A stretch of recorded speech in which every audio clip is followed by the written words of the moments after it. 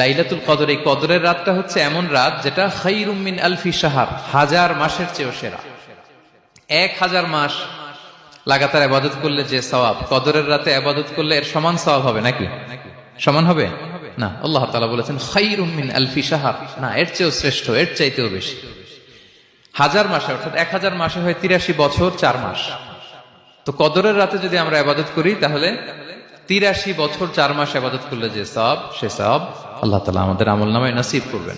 তো আমরা যেন এই কদরের রহমত বরকত থেকে যেন আমরা বঞ্চিত না হই। তো রাসূল সাল্লাল্লাহু আলাইহি ওয়াসাল্লামকে সান্ত্বনা দেওয়ার জন্য, যে হে নবী আপনি চিন্তিত হবেন না, বনি ইসরাইলের অনেক লোক 1000 বছর হায়াত পেয়েছে, শত শত বছর ইবাদত করেছে, জিহাদ করেছে, তারা হায়াত পেয়েছে বেশি কিন্তু তারা কদর পায়নি। আর আপনার উম্মতকে আমি হায়াত দিয়েছি কম কিন্তু তাদেরকে কদর দিয়েছি। সুবহানাল্লাহি ওয়া বিহামদিহি, লাইলাতুল কদর দিয়েছি, যে কদরের রাত 1000 মাসের চেয়েও সেরা।